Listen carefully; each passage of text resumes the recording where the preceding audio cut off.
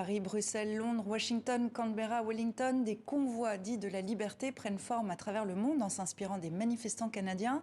En Europe, des convois en provenance de plus d'une vingtaine de pays s'organisent pour se diriger vers Bruxelles lundi. Le drapeau canadien est devenu depuis 2 semaines le symbole des manifestations contre les mesures sanitaires, mais pas que. Qui se cache derrière les convois dits de la liberté? C'est notre grand angle avec vous, Michel Viviorca. Bonsoir. Vous êtes sociologue, auteur de CTC, Où va la France? Métamorphose ou déchéance aux éditions Rue de Seine. Et avec nous également David Morin. Bonsoir à vous aussi. Vous êtes professeur à l'université de Sherbrooke au Canada, co-directeur de la chaire UNESCO en prévention de la radicalisation et de l'extrémisme violent. Au Canada, près du tiers de la population est d'accord avec le message du convoi des camionneurs, un appui qui serait en augmentation constante selon un sondage. David Morin, ce n'est pas qu'un mouvement marginal de non-vaccinés qui est réuni en ce moment à Ottawa. Non, clairement, écoutez, c'est un mouvement qui a pris de l'ampleur. Alors, c'est quand même important de rappeler que, évidemment, en fait, on parle beaucoup du mouvement des camionneurs, mais en tant que tel, d'abord, il y a une minorité de camionneurs qui sont représentés dans ce mouvement-là, et la majorité, je vous dirais, de la profession des camionneurs, c'est quand même dissocié du mouvement, et les puissants syndicats de camionneurs également.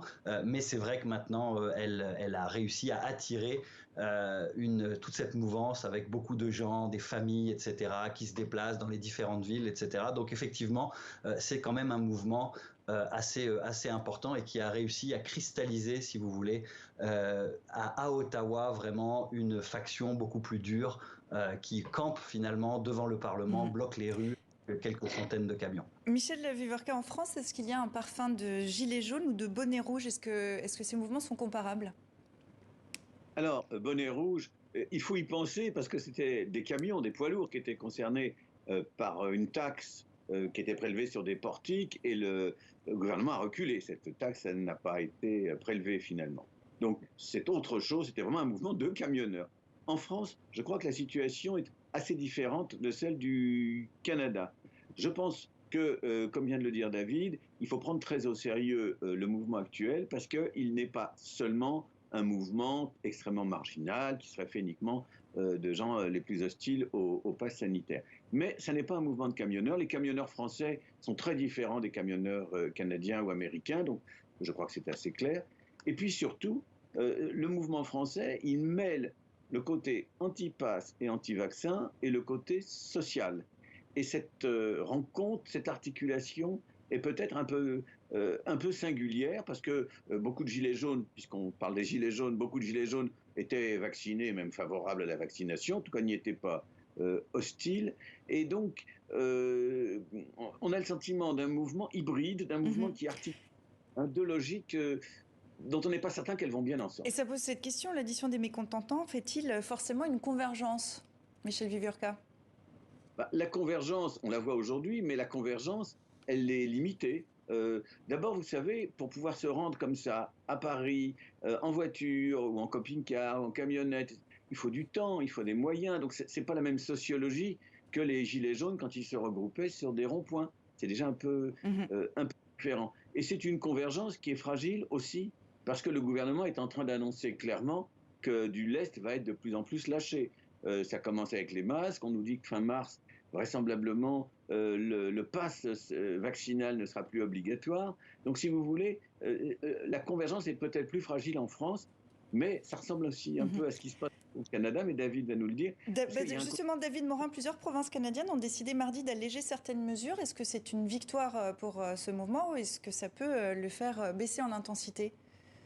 Alors oui et non, en fait ce qu'il faut comprendre c'est qu'en arrière de ce mouvement-là, c'est quand même l'alt-right canadienne qui a organisé vraiment le mouvement, donc des petits partis marginaux de l'ouest du Canada assez séparatistes, assez compliqués, donc la droite conservatrice, mais vraiment la droite de la droite conservatrice, auquel s'ajoutent évidemment des mouvements libertariens, donc anti-gouvernementaux, certains suprémacistes blancs et la droite chrétienne la plus intégriste, je vous dirais. Donc derrière le discours qui est finalement abaissement, allègement des mesures sanitaires, il y a un deuxième discours qui lui est clairement dirigé contre le gouvernement fédéral et qui veut finalement faire tomber le gouvernement fédéral. Donc on a un discours, si vous voulez, beaucoup plus séditieux en arrière et c'est là où, si vous voulez, on s'est servi du contexte anxiogène dans nos sociétés depuis 2 ans pour finalement essayer de retravailler le discours un petit peu en disant bon oui, contre les mesures sanitaires, mais surtout pour la liberté.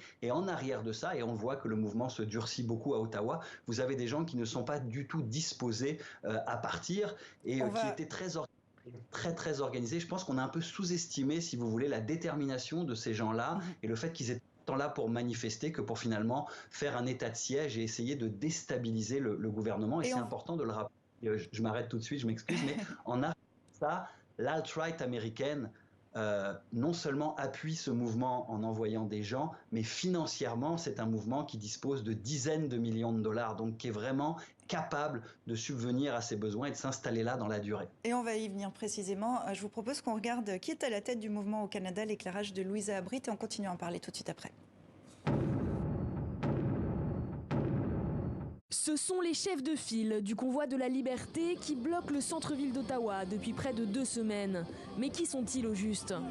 Ça fait un mouvement assez hétéroclite, mais avec des individus et des groupes qui semblent poursuivre, disons d'une certaine façon, leurs propres objectifs politiques et sociaux. Il y a un rattachement à l'extrême droite qui est manifeste.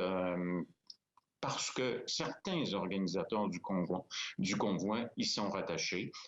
Tamara Lynch est l'une des chefs de file du mouvement. Cette ancienne dirigeante du parti conservateur et indépendantiste Maverick l'a quitté pour rejoindre les convois de la liberté. C'est elle qui a réussi à rassembler 10 millions de dollars dans une cagnotte de soutien, depuis suspendue par les autorités. James Bauder est aussi au centre des mobilisations. Avec son groupe Canada Unity, issu des mouvances QAnon, il multiplie les formules choc. Le Covid est la plus grande arnaque politique de l'histoire. Et parmi eux également, Patrick King, un journaliste d'investigation autoproclamé. Si au départ, le mouvement n'était pas forcément pris au sérieux, il bouscule l'échiquier politique canadien. Ça crée des divisions au sein des partis politiques. C'est quand même rare au Canada, dans un système politique où il y a une discipline de parti qui est très forte, que des députés qui appartiennent au parti au pouvoir soient quand même ouvertement critiques envers le premier ministre. Au Parlement, 2 députés de son propre camp n'ont pas hésité à tenir tête à Justin Trudeau pour lui reprocher sa gestion de la pandémie. Et d'autres s'immiscent dans la politique canadienne. Les soutiens au rassemblement arrivent de toutes parts. Nous voulons que les camionneurs canadiens sachent qu'on est avec eux. Ils font vraiment quelque chose d'incroyable. Le mouvement s'est exporté dans le monde entier, comme par exemple en France et en Nouvelle-Zélande.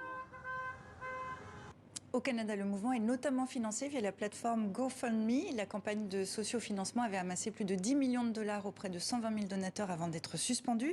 David Morin, est-ce qu'on sait qui est derrière ces mouvements et derrière ces convois ? Alors, derrière le financement, c'est encore difficile de le savoir. Le Premier ministre Trudeau a effectivement expliqué qu'à peu près le tiers des financements venaient de l'étranger. Et donc, on pense effectivement que ce sont des groupes américains, notamment, qui financent. Je vous parlais tout à l'heure, des mouvements libertariens, etc. On sait qu'il y a eu beaucoup d'astroturfing qui a été fait. Donc, finalement, à travers les réseaux sociaux alternatifs, on est allé mobiliser, finalement, toutes sortes de réseaux pour financer. Aujourd'hui, la problématique, si vous voulez, c'est que l'extrême droite qui a organisé réussit à se cacher, finalement, à se servir de la population qui est mécontente et qui vient finalement exprimer son désarroi vis-à-vis des mesures sanitaires comme un peu d'un bouclier. Il y a beaucoup d'enfants dans le convoi à Ottawa, une centaine d'enfants. Les camions sont disposés et puis c'est extrêmement difficile de déplacer des poids lourds, donc de façon à ce que ce soit très très compliqué pour les forces policières d'intervenir. Et dans les derniers jours, on a appris que d'ex-policiers et d'ex-militaires avaient intégré le mouvement et sont donc notamment derrière la stratégie actuelle. Donc, si vous voulez, une situation de cristallisation, de pourrissement qui est vraiment une impasse à l'heure actuelle. Michel Vivier, est-ce que vous diriez qu'en France, ces mouvements sont instrumentalisés ou téléguidés ? Beaucoup moins, je pense. Beaucoup moins le côté séditieux que vient d'évoquer David. Je crois qu'il est beaucoup moins présent en France. Oui, il y a un petit peu de QAnon, on signale comme ça un peu de tentatives d'ultra-droite, si je peux dire, d'être présente. Mais enfin, il faut voir plusieurs choses. Premièrement, en France, ce mouvement peut avoir des sympathies non seulement à l'extrême droite, mais aussi, c'est français, du côté de la France insoumise, donc de l'autre côté de notre échiquier politique. Deuxièmement, ce mouvement non seulement donc, peut peut avoir ce genre de polarisation qui le distingue, mais en plus, ce mouvement apparaît en période électorale, en période où nous sommes en train de préparer la présidentielle, puis les législatives. Et donc, ce que l'on voit, c'est que finalement, il est moins destiné à déstabiliser complètement le pouvoir politique qu'à essayer d'obtenir une radicalisation supplémentaire sans grand horizon politique. Je le trouve beaucoup moins politisé, même si on entend beaucoup d'hostilité, voire de haine à l'encontre du chef de l'État. Je rajoutais autre chose qui est très intéressant. Aux États-Unis, au Canada, on voit très bien le lien avec les États-Unis. En France, la question elle est posée à l'échelle européenne. Et les Gilets jaunes, eux, étaient très dans le cadre de l'État-nation français. Là, on a une poussée vers Bruxelles et pas simplement vers Paris. Et paradoxalement, je pense que ça affaiblit aussi un peu ce mouvement de ne plus être, comme avec les Gilets jaunes, circonscrit vraiment dans le cadre de l'État-nation français.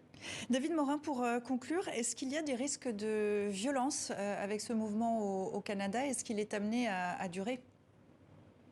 Alors moi j'étais présent dans la manifestation de Québec le week-end dernier et là c'était quand même plutôt bon enfant, donc le discours de droite était moins présent, même si on voyait effectivement s'instaurer un discours anti-gouvernemental et surtout également anti-médias. Ça, il faut le souligner, les médias sont vraiment pas les bienvenus dans ce mouvement-là.